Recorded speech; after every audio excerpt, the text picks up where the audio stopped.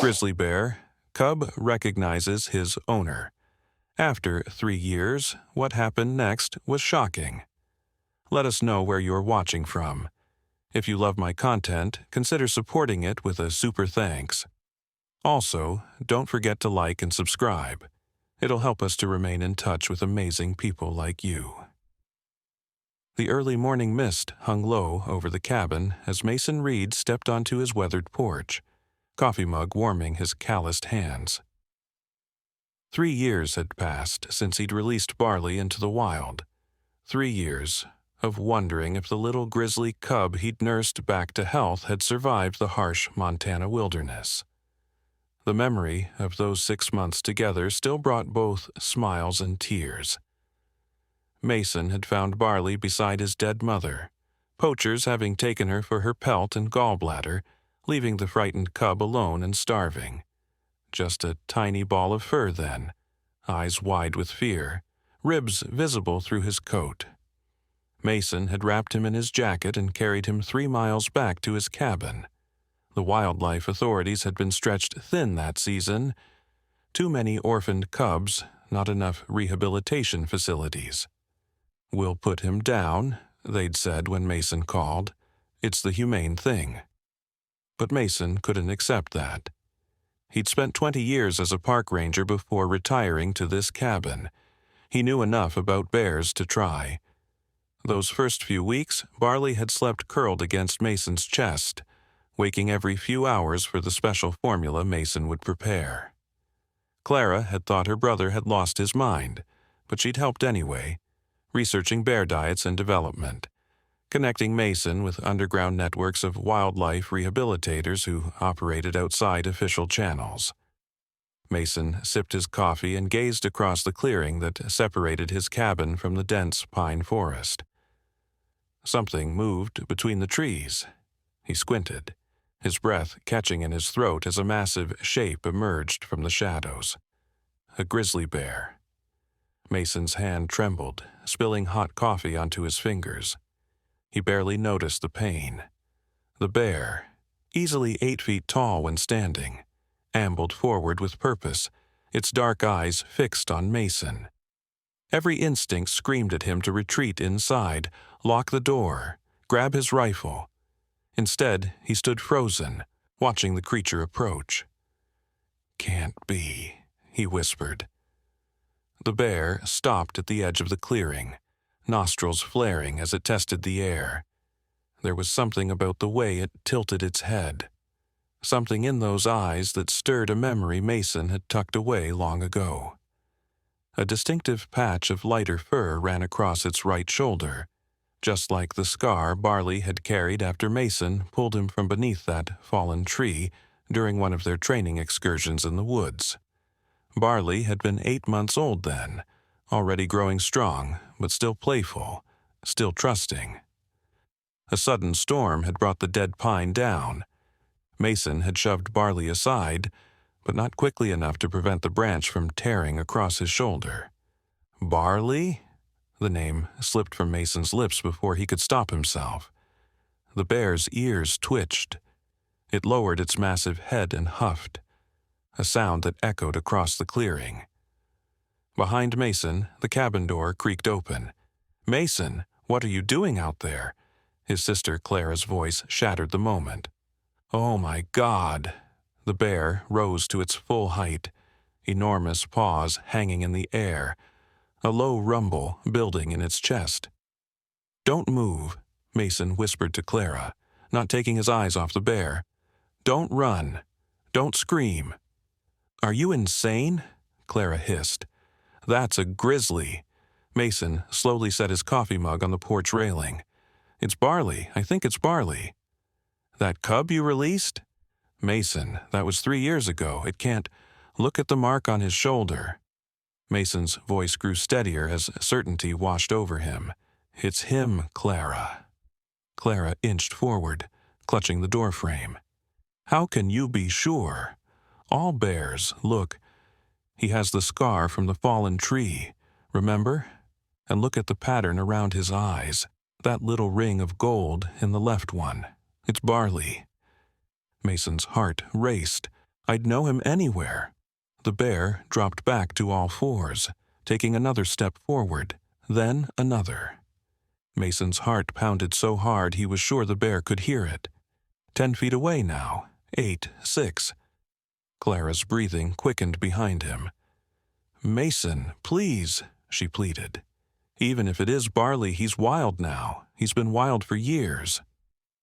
The bear stopped just beyond the steps, close enough that Mason could see the scars that mapped its life in the wild, could smell the earthy musk of its fur. Close enough to kill him with a single swipe. Instead, the massive creature lowered itself to the ground, belly against the dirt, and released a soft whine.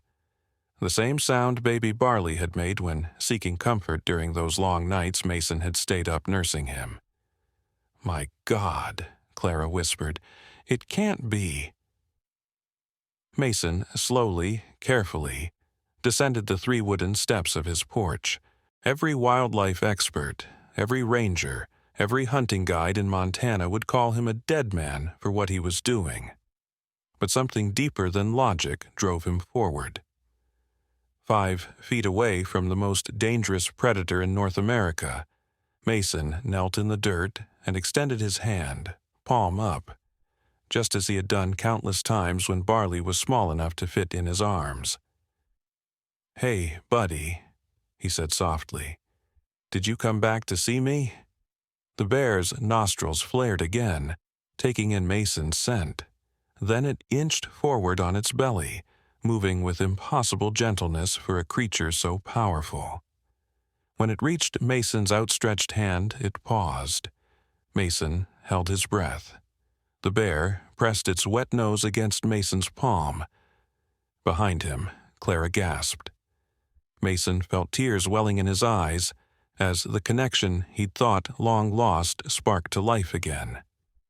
Memories flooded back, of Barley splashing in the creek behind the cabin, of teaching him to fish, of the day Mason knew he had to let him go, watching from a distance as Barley took his first tentative steps into the true wilderness.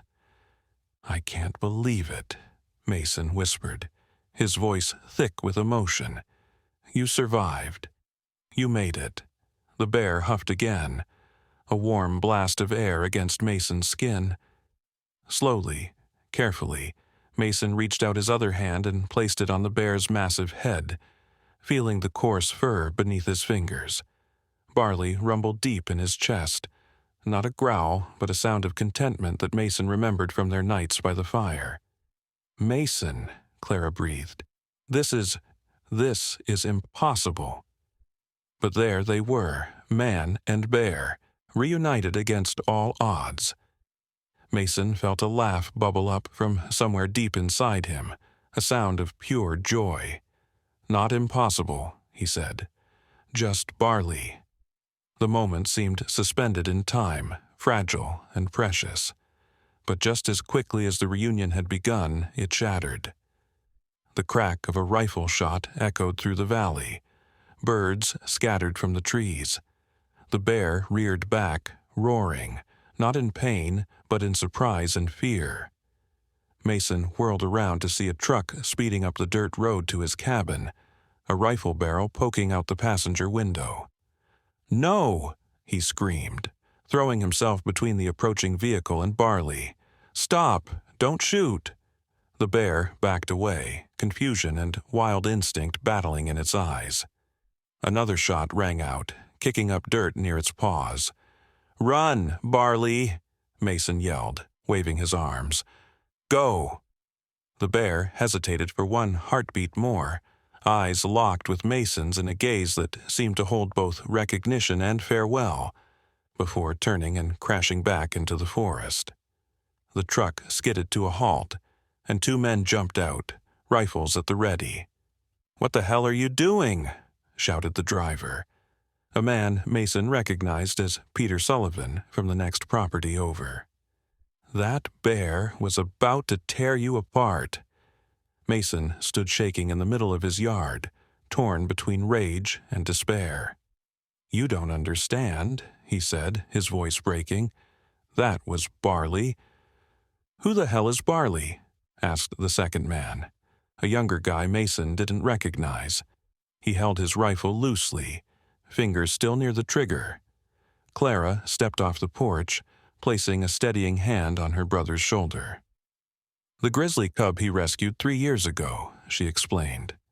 "The one he raised and released." Peter lowered his rifle slightly. "Mason, that's impossible. Bears don't—" "He recognized me," Mason insisted, staring into the trees where Barley had disappeared. "He came back, and he knew who I was." The second man scoffed. "More likely he came back looking for an easy meal. You're lucky we drove by when we did." But Mason wasn't listening anymore. His eyes remained fixed on the tree line, searching for any sign of movement.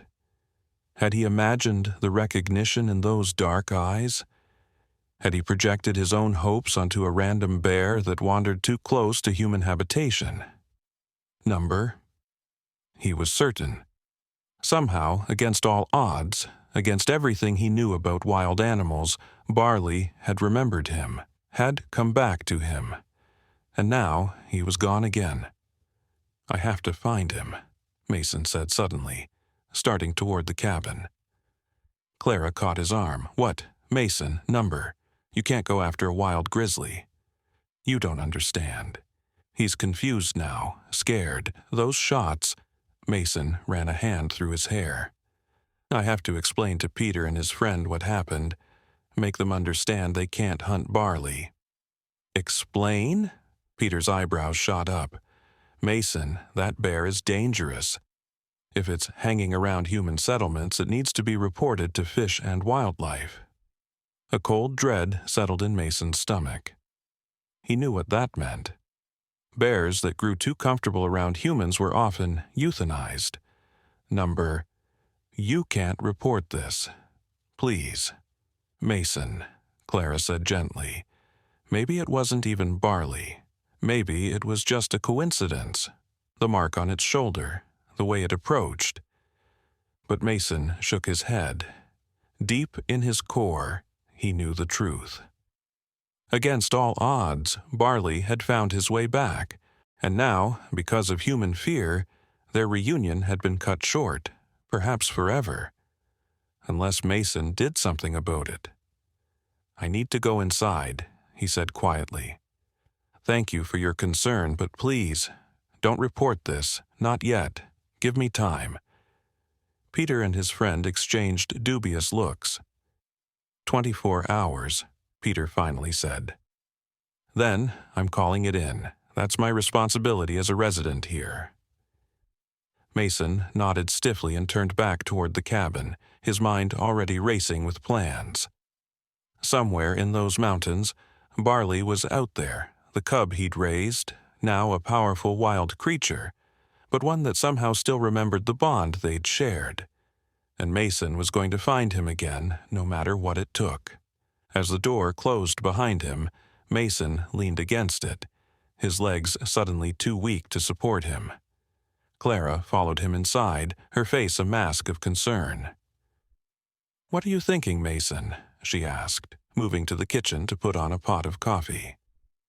Their grandfather had built this cabin 80 years ago, and while they'd updated the plumbing and electricity, the bones remained the same. Sturdy pine logs, river rock fireplace, wide plank floors worn smooth by generations of reeds. You can't just go chasing after a wild grizzly bear. Mason crossed to the bookshelf that lined one wall of the main room. His fingers trailed across the spines until he found what he was looking for, a photo album bound in faded leather. "I have to try, Clara," he said, pulling the album down. "You saw him. He recognized me."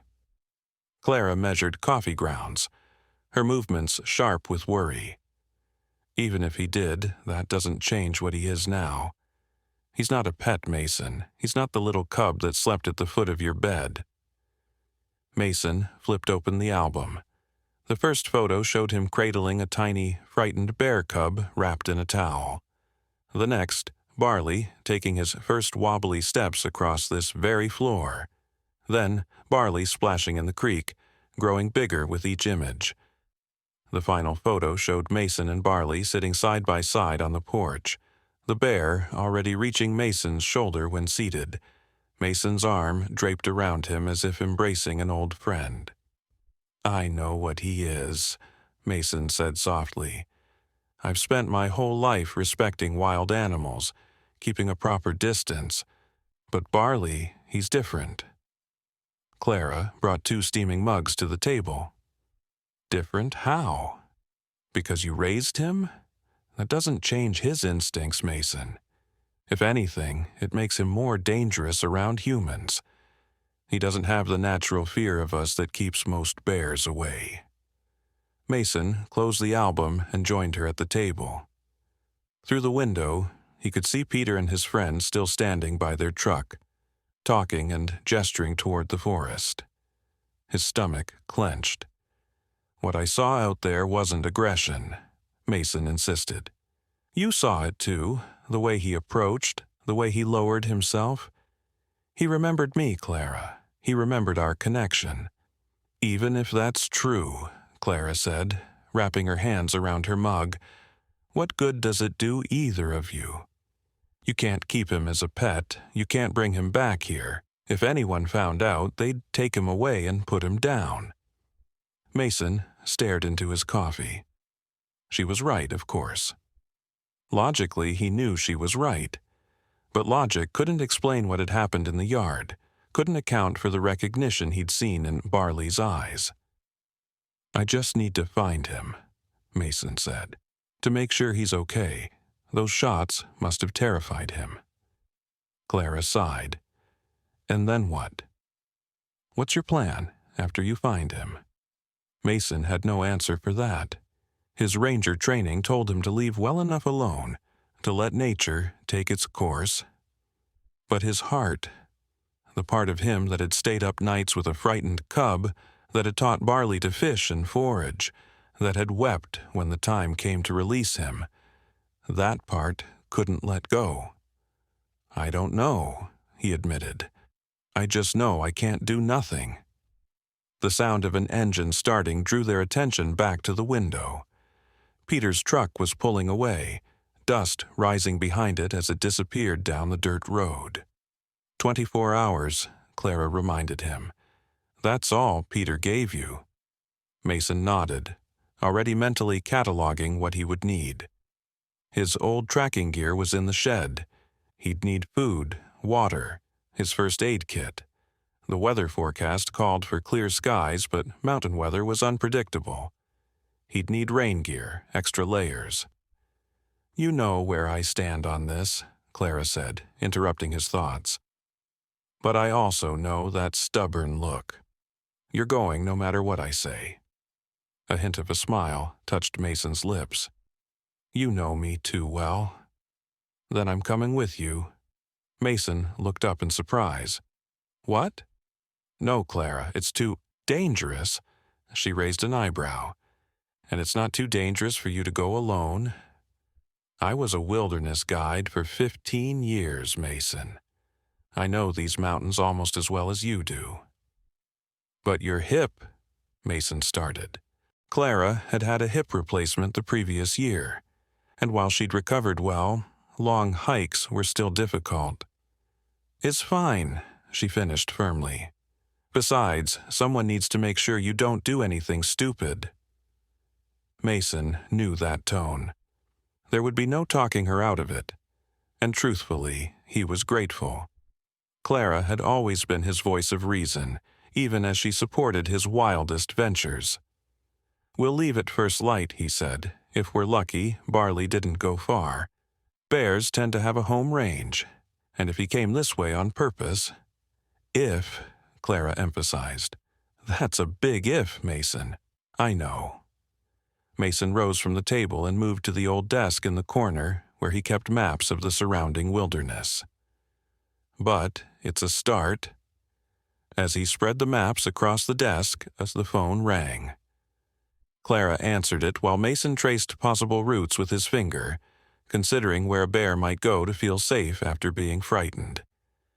"Mason," Clara said, her voice tight, It's Ranger Ellis from Wildlife Service. Mason's heart sank as he took the phone. Ellis, good to hear from you. Reed, came the gruff voice on the other end. Got a report about a grizzly on your property this morning. Mason shot Clara a look of betrayal, but she shook her head vehemently. It hadn't been her.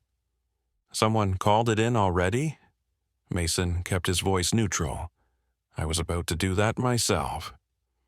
Sullivan called, Ellis said. Said you nearly got yourself killed trying to pet the damn thing. Mason gripped the phone tighter. That's not exactly how it happened. No? Because he said you were down on your knees in front of it, hand out like you were offering it a treat. Ellis, listen. That bear was the cub you raised? Yeah, Sullivan told me that part too.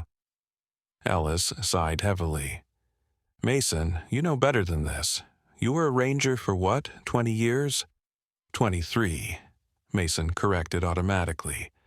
Then you know we can't have a grizzly that comfortable around humans, especially around cabins where families vacation.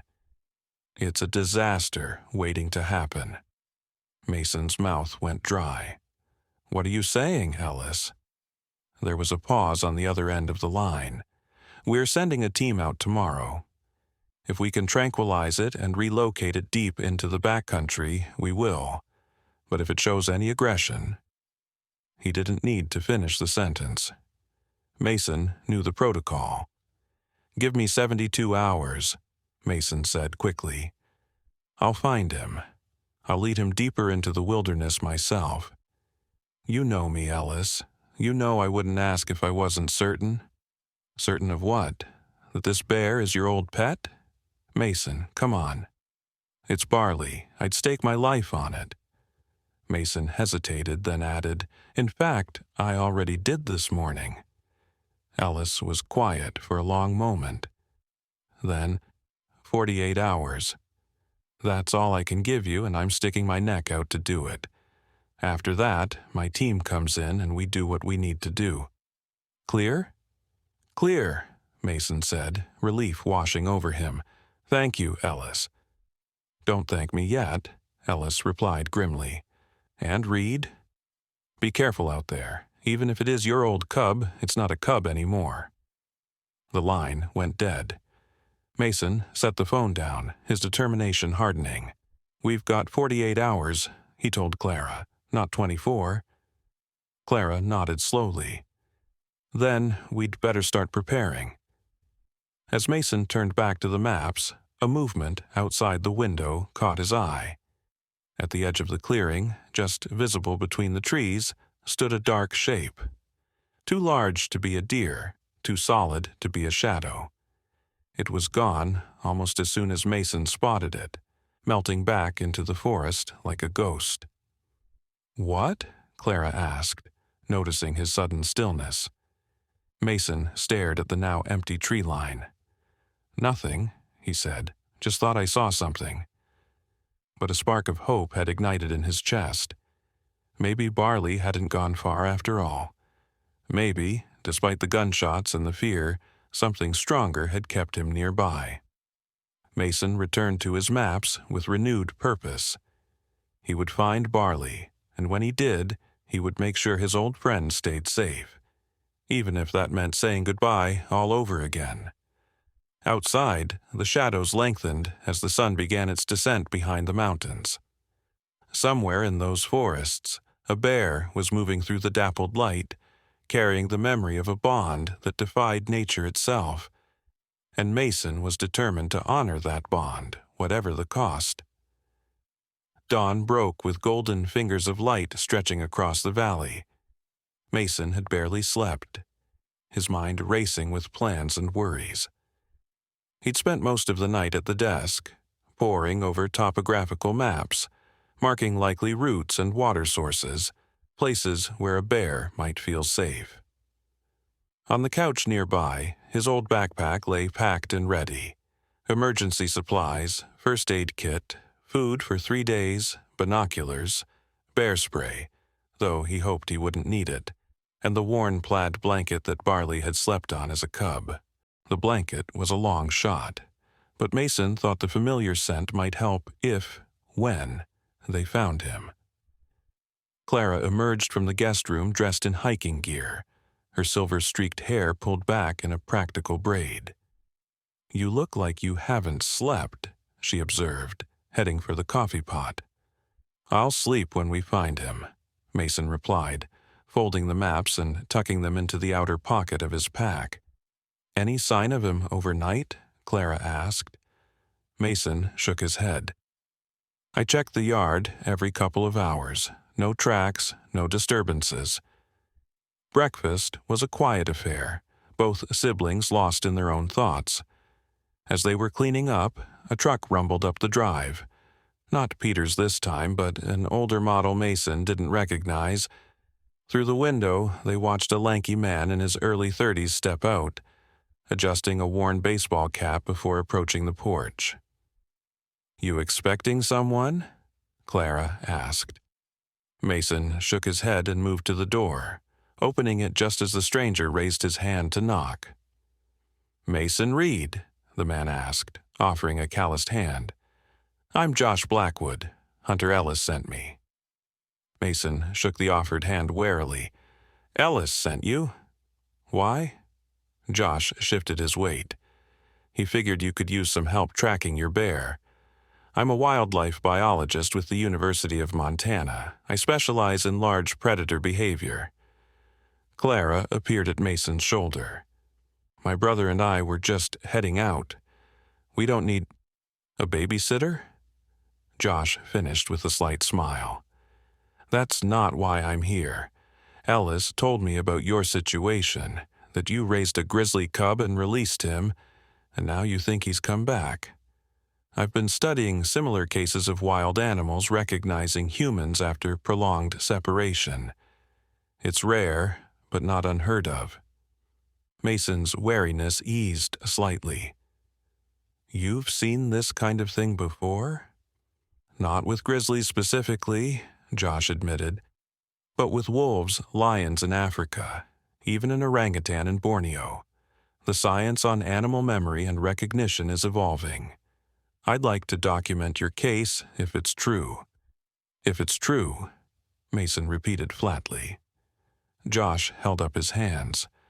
"I have to maintain scientific skepticism, but I'm here, aren't I? That means I think there's something to your story." Mason considered the younger man. Having an expert along might help their case with wildlife services when they found Barley. But it could also complicate things if Josh's primary interest was research rather than protection. "What exactly did Ellis tell you to do?" Mason asked. "Help you find the bear within the 48-hour window, and if possible, guide it deeper into the backcountry, away from human settlements." Josh adjusted his cap again. "He also said to make sure you don't get yourself killed in the process." Clara chuckled. "That sounds like Ellis." Mason still hesitated. "And if we find Barley, what then? You planning to tag him? Collar him?" "Ideally, yes," Josh said honestly. "Non-invasive tracking would help us monitor his movements, make sure he stays away from populated areas. But that's secondary. The primary goal is to keep him from being euthanized." Mason nodded slowly. "All right. You can come. But we follow my lead. I know these mountains and I know Barley." "Agreed," Josh said, relief evident in his voice. "And I brought some equipment that might help." He gestured to his truck. "Trail cameras, thermal imaging, audio equipment that can pick up bear vocalizations from over a mile away." "Fancy," Clara commented, looking more interested. "The university has good funding," Josh shrugged. "Shall we get started?" Ellis said the clock is ticking. Within 20 minutes, they had loaded Josh's equipment into Mason's more rugged Jeep and were bouncing down the dirt road that led deeper into the valley. Mason drove, with Clara navigating from the passenger seat and Josh in the back with his gear.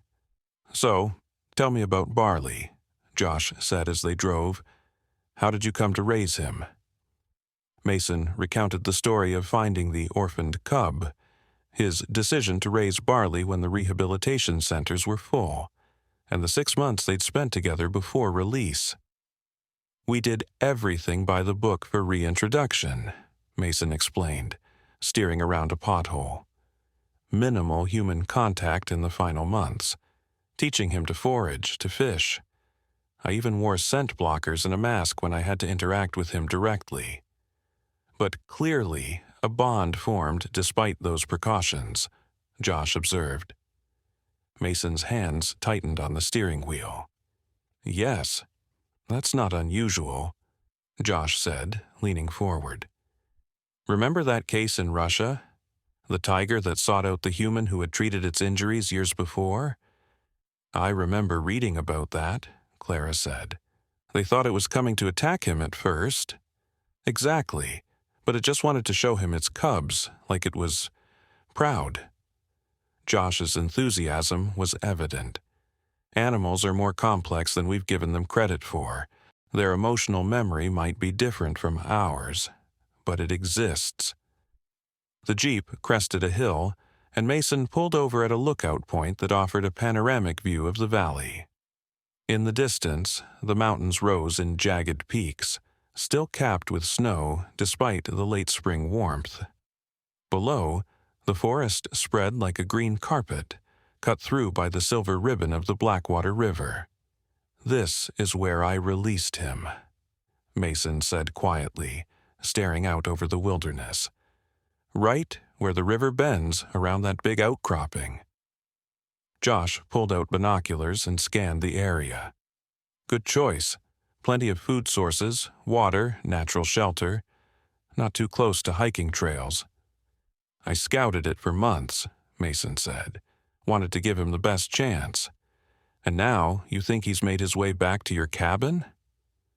Josh lowered the binoculars. "That's nearly 15 miles, not impossible for a bear, but a deliberate journey." "He didn't just wander by," Mason insisted. "He came looking for me." "Or for the easy food source he associates with humans," Clara suggested gently. Mason shook his head. He wasn't scrounging around the trash or trying to break into the food storage. He came right up to the porch, to me. Josh nodded thoughtfully. If he was food-motivated, his behavior would have been different. More focused on potential sources, less on human interaction. "Exactly," Mason said, grateful for the support. "So, what's the plan?" Clara asked. "This is a lot of wilderness to cover." Mason unfolded a map on the Jeep's hood. "I've marked the most likely routes Barley would take back to the deep woods. Bears are creatures of habit. They use the same trails, the same fishing spots. After yesterday's scare, my guess is he's headed for familiar territory." "The release site?" Josh suggested. "Possibly. Or one of the berry meadows we visited during training. There's a good one about 3 miles east of here." Mason traced the route with his finger. "Natural clearings with thimbleberries and huckleberries. Good cover around the edges." "Makes sense," Josh agreed. After a scare, he'd seek both food and security. "We'll start there," Mason decided, folding the map. "If we don't find sign of him, we'll work our way toward the river." They climbed back into the Jeep and continued down the rugged forest road until it became too narrow for even the 4-wheel drive to navigate. From there, they proceeded on foot, Josh carrying a backpack full of electronic equipment, Mason with his provisions, and Clara with the basic camping gear. The forest embraced them with the familiar sounds that Mason had missed during his years away as a ranger. The distant tattoo of a woodpecker, the rustling of pine needles in the breeze, the occasional startled leap of a deer vanishing into the undergrowth. Despite the urgency of their mission, Mason felt a sense of homecoming. This was where he belonged, where he had always belonged. These mountains had been his playground as a child, his office as a ranger. and now they held the secret of Barley's whereabouts. As they hiked, Josh peppered Mason with questions about Barley's habits, preferences, and training. What foods did he favor? Did he show fear of certain stimuli? How did he interact with other animals? Mason answered patiently, finding that talking about Barley helped sharpen his memories, details he hadn't thought about in years surfacing with surprising clarity. He had this way of huffing when he was frustrated, Mason recalled as they navigated a particularly steep section of trail, like a toddler sighing dramatically. Vocalization is incredibly important in bear communication, Josh said. Cubs learn specific sounds from their mothers. The fact that he developed unique vocalizations with you suggests deep imprinting. Is that good or bad? Clara asked, pausing to catch her breath at the top of the incline. Neither, really, just interesting. Josh looked at Mason. Did you ever try to mimic those sounds back to him? Mason felt suddenly self-conscious. Sometimes. And did he respond? Usually. Sometimes he seemed amused. Josh grinned. Anthropomorphizing is frowned upon in scientific circles, but between us, I think you're right. Bears have a sense of humor. I've seen them play what can only be described as practical jokes on each other. The trail opened into a small clearing, and Mason raised his hand for silence. Fresh bear sign was visible everywhere. Overturned logs, claw marks on trees, tufts of fur caught on low branches. Recent, Mason whispered, kneeling to examine a track pressed into the soft earth. Large male within the last few hours. Josh crouched beside him, measuring the print with a small ruler. 7 inches across, that's a big bear. Barley would be that size by now, Mason said, hope rising in his chest. Let's not get ahead of ourselves, Clara cautioned. There are dozens of bears in these mountains. Josh was already unpacking a small trail camera. We'll set this up facing the clearest tracks. If he comes back this way, we'll get footage. He worked quickly, securing the device to a tree and angling it properly. Now what? Clara asked. We keep moving, Mason said, standing. The berry meadow is just ahead. If this is Barley's territory, that's where he'll go to feed. They continued in silence, Mason scanning the forest floor for more sign. The trail narrowed, winding between ancient pines whose branches filtered the sunlight into dappled patterns. The air grew cooler as they moved higher, carrying the scent of pine resin and wild mint. As they rounded a bend, the forest opened suddenly into a vast meadow carpeted with wildflowers and berry bushes. Mason stopped so abruptly that Clara bumped into him. "What is it?" she asked. Mason didn't answer. His eyes were fixed on the far side of the meadow, where a massive grizzly bear stood on its hind legs, front paws wrapped around a young aspen tree, its powerful body stretched to its full height of nearly 9 feet. "That's him," Mason breathed. "That's Barley." Josh raised his binoculars slowly. "Are you sure?" "At this distance, look at the lighter fur across his right shoulder," Mason said. "And the way he's standing, that's him." Through the binoculars, Josh studied the distant bear. "I see the marking. But Mason, we need to be cautious. Even if it is Barley, approaching a wild bear in its feeding ground is extremely dangerous." The bear dropped back to all fours and began moving along the edge of the meadow, occasionally stopping to dig at the base of a bush or snuffle among the flowers. "He hasn't seen us yet," Clara whispered. "What's the plan?" Mason's mind raced. Everything in his training told him to keep a respectful distance, to observe without interfering. But this was Barley. His Barley. "I'm going to try to get closer," he said quietly. "Just close enough to confirm it's him. Mason." Clara started to protest. "I'll stay downwind," Mason assured her, "and within sight of you both. If it's not Barley, or if he shows any sign of aggression, I'll back away immediately." Josh looked torn between professional caution and scientific curiosity. "Let me set up the audio equipment first," he said. "Maybe we can record his vocalizations, see if there's any recognition." "There's no time," Mason insisted, watching as the bear moved steadily away from them. "He's leaving the meadow. I need to follow now." Before either of them could object further, Mason began making his way along the edge of the clearing, using the trees for cover. His heart hammered in his chest, but his movements were steady, deliberate, the practiced stealth of a man who had spent his life in these woods.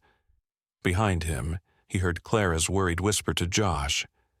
"Should we stop him?" "Could you?" came Josh's pragmatic reply. Mason moved silently, keeping the bear in sight while maintaining enough distance to retreat if necessary. The Grizzly continued its leisurely patrol of the meadow's edge, seemingly unaware of the humans. As Mason drew closer, he could make out more details.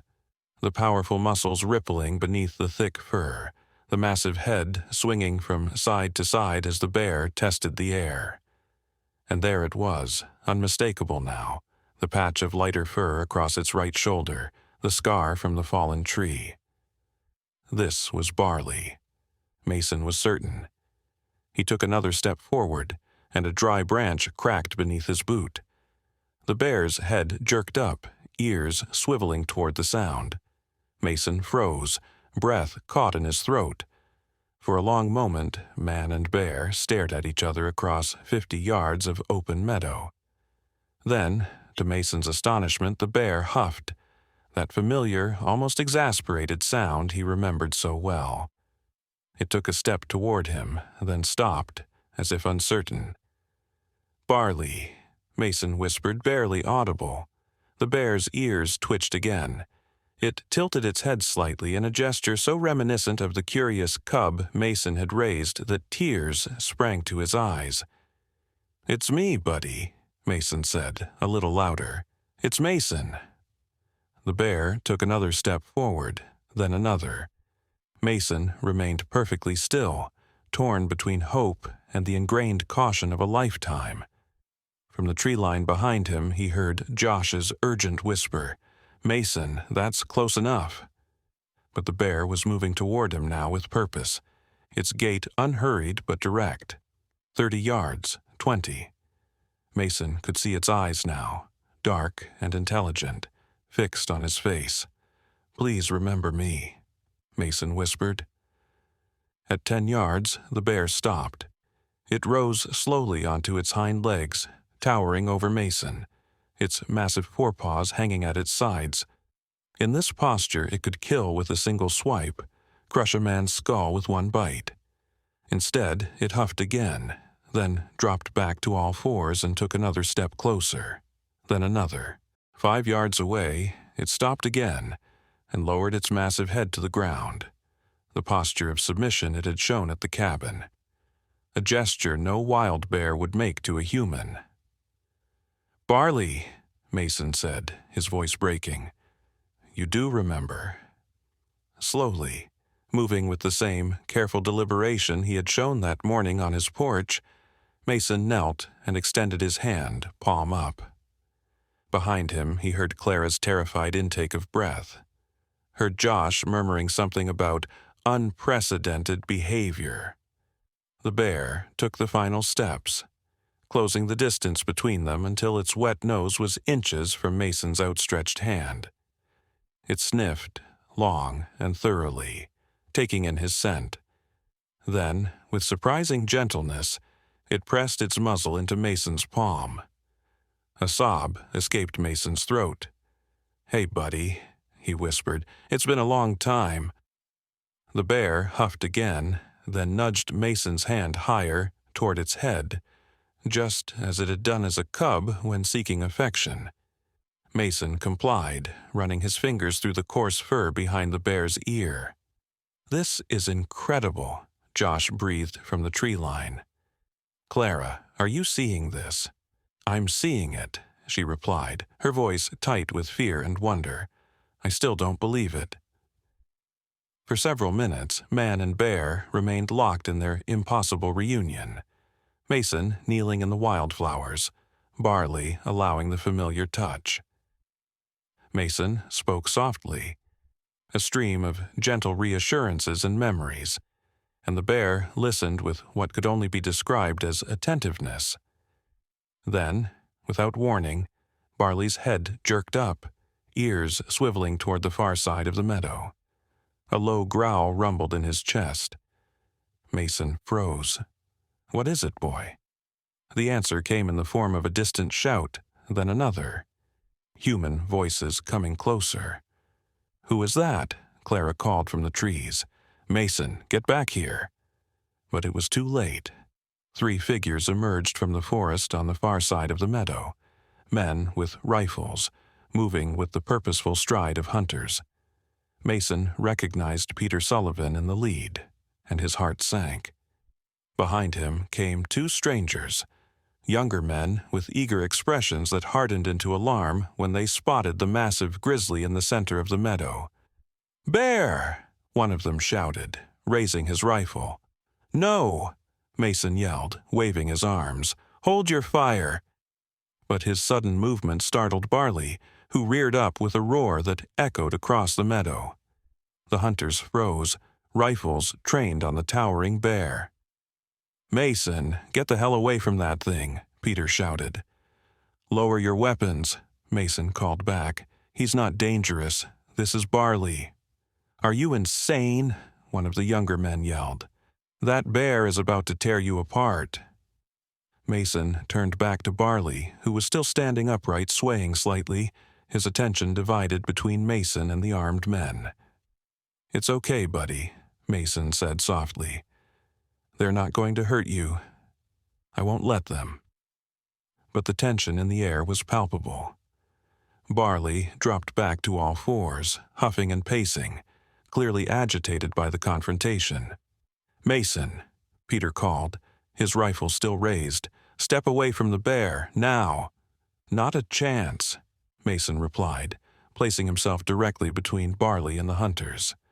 "Put down your guns, you're making him nervous." From the tree line, Josh stepped forward, hands raised. "Gentlemen, I'm Dr. Joshua Blackwood from the University of Montana. What we're witnessing here is an extraordinary case of animal recognition and bonding. Please lower your weapons so we can all remain calm."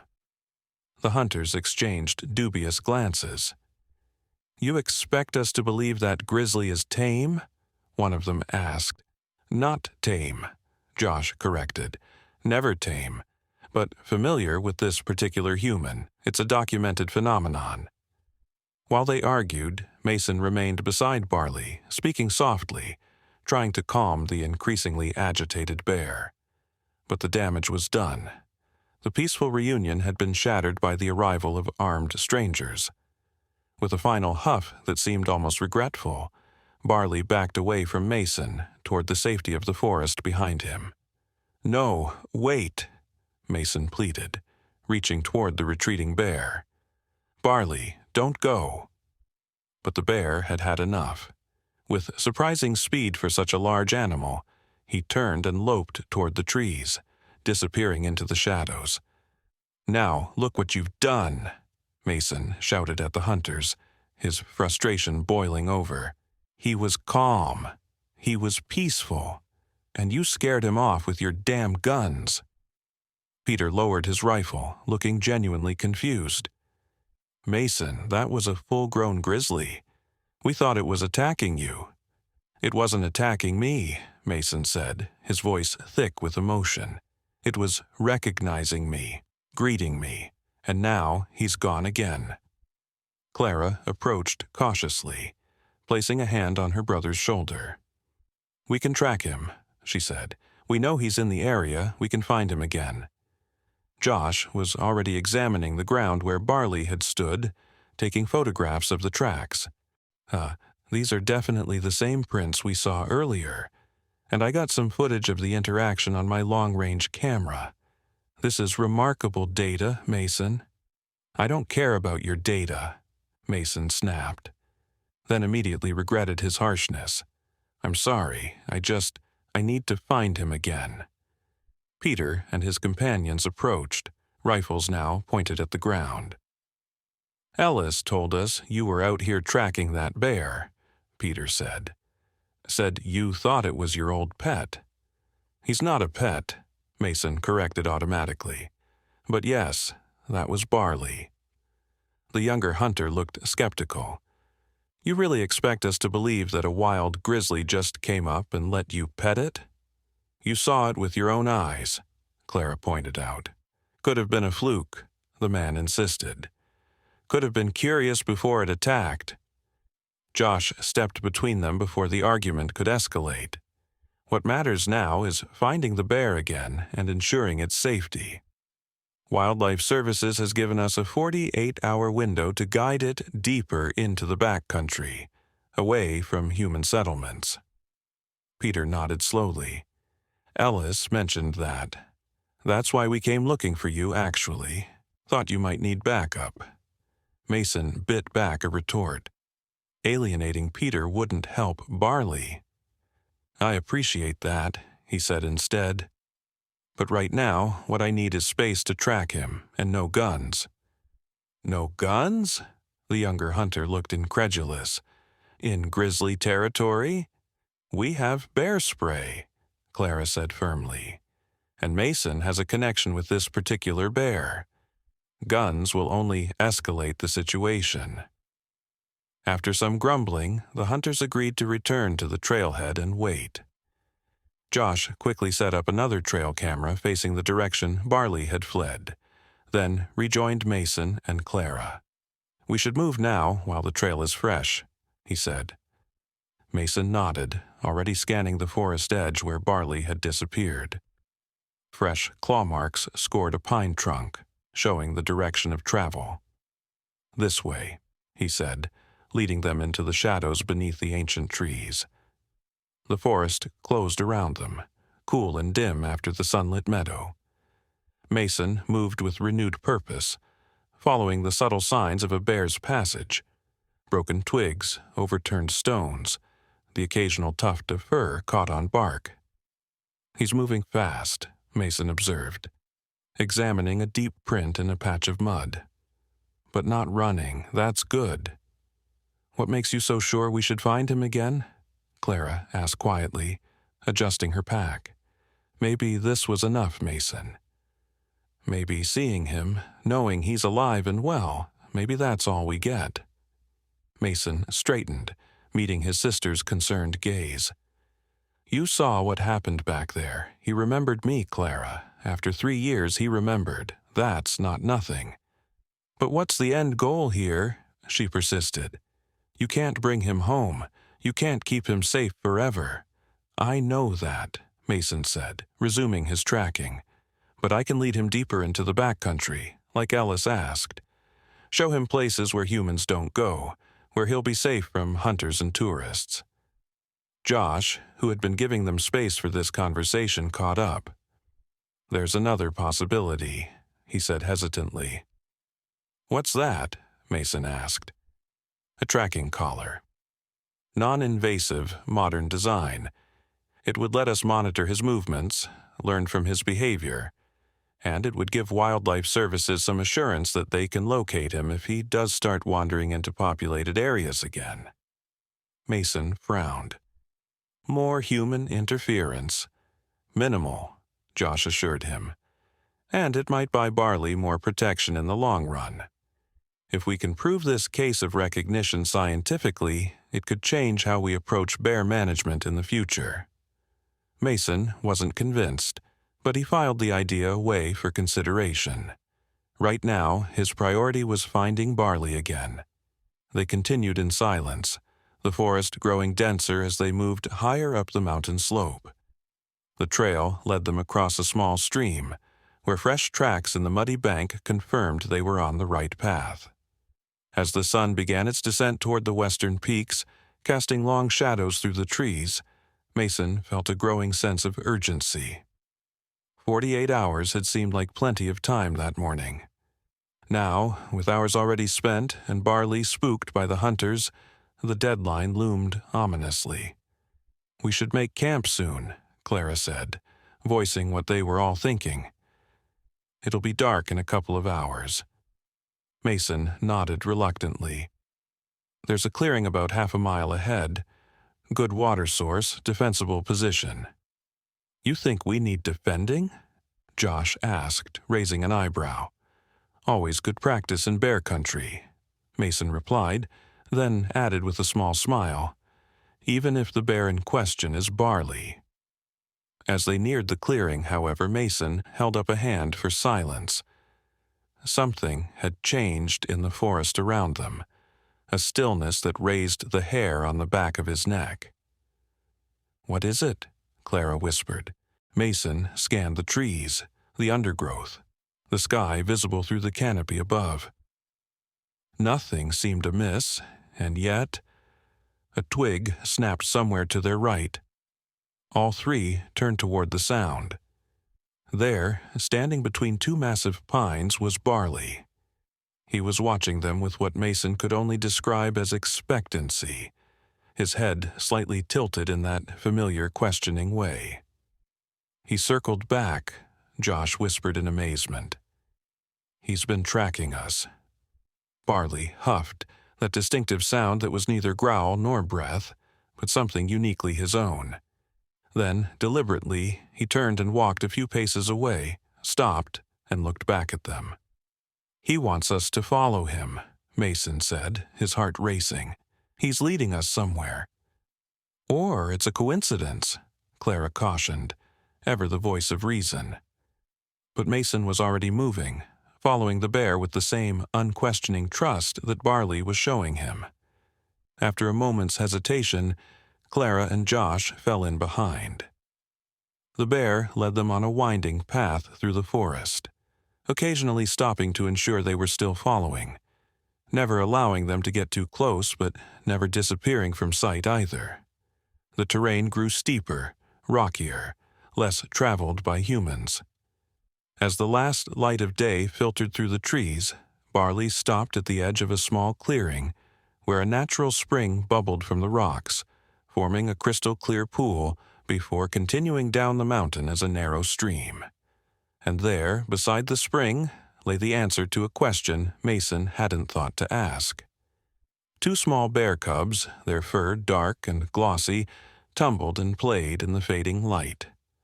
"Oh my God," Clara breathed. "He's a she. Barley's a female." Josh nodded slowly. The lighter shoulder marking must have obscured the other indicators. It happens. But Mason barely heard them. He was watching as Barley, no, not Barley, but a bear who had once been Barley, ambled toward her cubs, huffing softly. The little ones immediately abandoned their play and scampered to her side, nuzzling against her massive form with complete trust. Then she looked back at Mason, and in that gaze was a message he understood with absolute clarity. "This is why I came back. To show you. To let you see what became of the cub you saved." Tears filled Mason's eyes. "She has a family," he whispered. "She brought us to see her family."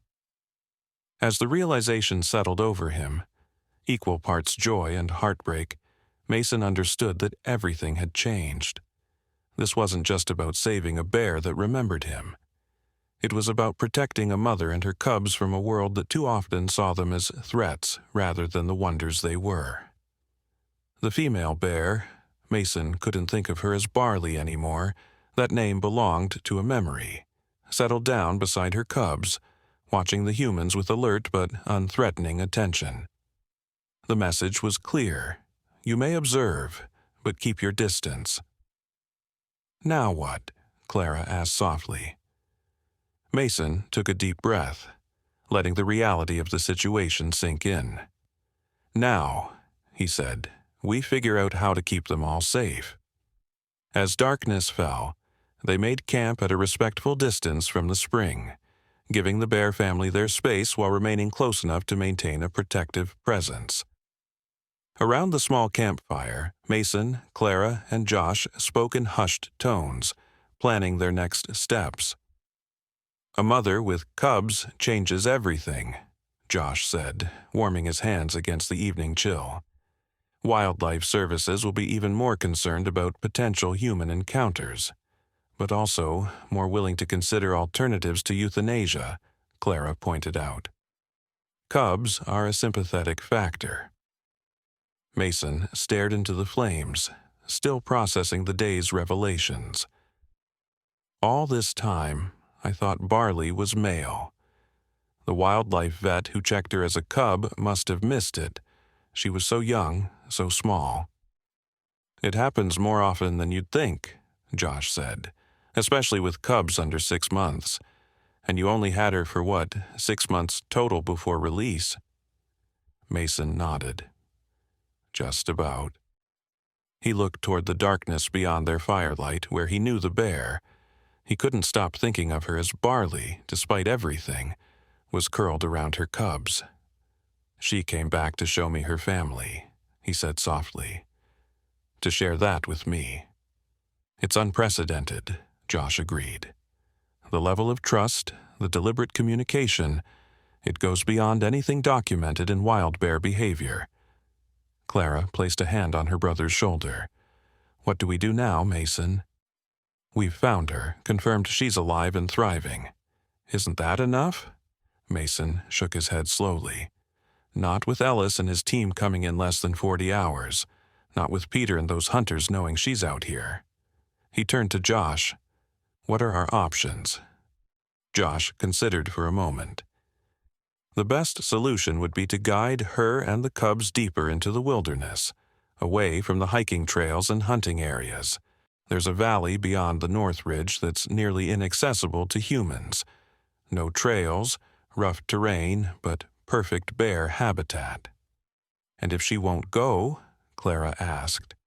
"Then we document everything," Josh said. "The recognition, the bond, the cubs.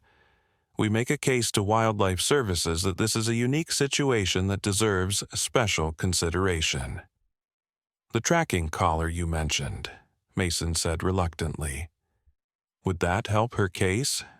Josh nodded. "It would give them assurance that they could monitor her movements, which might make them less likely to take drastic measures." Mason's jaw tightened. "I hate the idea of putting a collar on her. After everything she's been through, to have that reminder of human interference. It might be the compromise that saves her life," Clara said gently. Mason was silent for a long moment. Then, "Let's try guiding her to the North Valley first. If that doesn't work, we'll consider the collar." With the decision made, they settled in for the night, taking turns keeping watch. Mason took the first shift, sitting with his back against a pine trunk, watching the starlight filter through the branches above. In the darkness beyond their camp, he occasionally caught the glint of eyes reflecting the dying firelight. Barley, watching over them as they watched over her. Dawn broke misty and cool. As Mason stirred the coals of their fire back to life, a low huffing sound drew his attention to the tree line. Barley stood there, her cubs tumbling playfully around her massive paws. She met Mason's gaze with that intelligent, questioning look he remembered so well. "Good morning," Mason said softly. The bear huffed again, then deliberately turned and began ambling up the slope, pausing to look back at the humans expectantly. "She wants us to follow again," Mason said as Clara and Josh emerged from their sleeping bags. "Remarkable," Josh murmured, reaching for his camera. They quickly packed up camp and followed at a respectful distance, as Barley led her cubs higher into the mountains. The forest grew denser, the terrain more challenging. Several times the bear stopped and waited for them to catch up, showing a patience that defied wild instinct. "She's guiding us as much as we're guiding her," Clara observed, breathing heavily as they scaled a particularly steep section. By mid-morning, they had reached a high ridge overlooking a spectacular valley that stretched away to the north. Below them, pristine forest and meadows followed the curve of a river that wound like a silver thread through the wilderness. "That's it," Josh said, checking their position against his GPS. "The North Valley. Exactly where we wanted to lead her." Mason stared in amazement. "She's taking her cubs there on her own." "Maybe not on her own," Clara suggested. "Maybe because you're here, showing interest in that direction. Bears are incredibly perceptive." Whatever the reason, Barley seemed determined to head down into the valley. She huffed at her cubs, who had paused to wrestle in a patch of wildflowers, then began the descent down the far side of the ridge. "Should we follow?" Josh asked. Mason considered. "Let's go part way. Make sure they get settled safely." They followed the bear family down into the valley, through stands of aspen whose leaves whispered in the mountain breeze, across flower-strewn meadows buzzing with bees and butterflies. It was bear paradise, abundant food, water, shelter, and not a human footprint in sight. Near a bend in the river, Barley stopped. Her cubs immediately began exploring, sniffing at berry bushes, batting at grasshoppers, splashing in the shallows of the river. The mother bear watched them for a moment, then turned to look at Mason and the others, who had stopped a respectful distance away. "This is it," Mason said softly. "This is where she's choosing to stay." Clara nodded. "It's perfect. Remote, plentiful food sources, natural barriers to human encroachment." Josh was already documenting the location on his GPS. "I'll mark this area as a sensitive wildlife corridor in my report. That should give it additional protection from development or increased human activity." As they watched, Barley left her cubs playing by the water and approached them, moving with deliberate calm. She stopped about 10 feet away, sitting back on her haunches in a posture that seemed almost conversational. "I think," Josh whispered in awe, "she's waiting for you to say goodbye." Mason's throat tightened with emotion. Everything in his ranger training told him to back away, to maintain that critical distance between human and wild. But everything in his heart pulled him toward this creature who had once been a frightened cub in his arms. Slowly, cautiously, he took a step forward, then another. Barley remained still, watching him, those intelligent eyes fixed on his face. When he was just a few feet away, Mason knelt in the grass. "Hey, girl," he said softly, his voice thick with unshed tears. "You did good. You made it." The bear huffed softly, that familiar, almost human sound that had always meant recognition between them. "I know I can't stay," Mason continued, "and I know you have your own family now to take care of, but I want you to know," his voice broke, "I want you to know how proud I am of you." Barley shifted her weight, then lowered her massive head to scent the air between them. With infinite gentleness, she extended her muzzle toward Mason's outstretched hand. "Mason," Clara warned from behind him, but there was no fear in Barley's approach, only a deliberate bridge across the divide between wild and human. Her wet nose touched his palm, and Mason felt a sob rise in his chest. All the worry of the past 3 years, all the wondering if he'd done the right thing releasing her, if she had survived, if she remembered, it all crashed through him in a wave of emotion. "Goodbye, Barley," he whispered. The bear huffed once more, then turned and ambled back to her cubs, who greeted her with playful bats of their paws. She didn't look back. Mason rose slowly, tears streaming unchecked down his weathered face. Clara was at his side instantly, her arm around his shoulders. "That was the bravest thing I've ever seen," she said softly. "And the most extraordinary," Josh added, lowering his camera.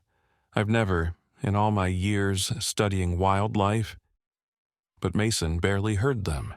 He was watching as Barley led her cubs along the riverbank, heading deeper into the valley, into a wilderness where they would be safe, where they belonged. "Let's go home," he said finally. The journey back was quieter, each lost in their own thoughts about what they had witnessed. By the time they reached the trailhead where they left the jeep, the sun was beginning to set, painting the mountains in gold and crimson. Josh was on his satellite phone immediately, calling Ellis to report their success. Bear located and guided to remote habitat, yes, North Valley, female with 2 cubs. Extraordinary behavior, Ellis, wait until you see the footage. Mason leaned against the jeep, exhaustion and emotion catching up with him. "You okay?" Clara asked. "Yeah," he said, surprising himself with the truth of it. "I think I am." "It's not really goodbye, you know," she said, following his gaze to the distant mountains. "Not completely. She's out there, living the life you made possible for her." Mason nodded slowly. "That's enough." Back at the cabin, they found Peter Sullivan waiting on the porch, pacing anxiously. "There you are," he called as they pulled up. "Ellis has been trying to reach you. They're sending a team in tomorrow morning." "No need," Mason said, climbing wearily from the jeep. "We found her. She's safe, deep in the North Valley with her cubs." Peter's eyebrows shot up. "Cubs? That Grizzly has cubs?" "She does," Josh confirmed, unloading his equipment. "And I have documentation of the entire encounter, her recognition of Mason, her deliberate communication, her choice of territory. It's groundbreaking data." Peter looked skeptical but less hostile than before. "So it really was your cub? The one you raised?" "It was," Mason said, unlocking the cabin door. "Though she's not a cub anymore, and she's exactly where she should be." That night, after Josh had departed with promises to send his full report and the footage he'd captured, after Clara had gone to bed, Mason sat alone on his porch, nursing a glass of whiskey and watching the moon rise over the mountains. He thought about Barley, not as the massive, wild creature he'd seen that day, but as the tiny, frightened cub he'd carried home in his jacket. How she'd slept curled against his chest those first few weeks. How her eyes had followed him around the cabin. How she'd learned to fish by watching him. How she'd grown strong and capable under his care. And then he thought about the mother bear he'd seen today, fierce and gentle, leading her cubs toward a future that was wholly wild, wholly their own. A future he had helped make possible by doing the hardest thing he'd ever done, letting her go. A year later, Mason stood on his porch, coffee mug warming his hands against the autumn chill. The mountains were ablaze with fall colors, golden aspen, crimson maples, the dark green of pines standing sentinel over it all. Clara emerged from the cabin, handing him an envelope. It came today, from Josh. Mason set down his coffee and opened it with careful fingers. Inside was a photograph and a short note. The photo showed a mother bear with 2 half-grown cubs, captured by one of the remote trail cameras Josh had set up throughout the North Valley. The bears looked healthy, their coats glossy with the fat they'd put on for the coming winter. Mason immediately recognized Barley by the distinctive marking across her shoulder. The note was brief. "Mason, thought you'd want to see this. She's doing well. The cubs are thriving. The North Valley has been officially designated as a wildlife corridor with restricted human access, largely based on our documentation of this family. Your friend was right to come back and show you her cubs. It might have saved not just her life, but the valley itself. Josh P.S. Fish and Wildlife has started a new research initiative on animal cognition and recognition based on our findings. They're calling it the Barley Protocol. Thought you'd appreciate that. Mason traced the outline of the bear in the photograph with a gentle finger. "You clever girl," he whispered. "You knew exactly what you were doing, didn't you?" In the distance, the mountains stood silent and eternal, keeping their secrets, including the one about a mother bear who had once been a frightened cub, who had remembered the man who saved her, and who had, in her own wild way, returned the favor. Mason smiled and tucked the photo carefully into his shirt pocket, close to his heart. Then he picked up his coffee and turned his face to the morning sun, feeling its warmth like a benediction. In the wilderness beyond his cabin, life continued its ancient cycles, and somewhere in that vastness, Barley and her cubs were preparing for winter, wild and free, exactly as they should be.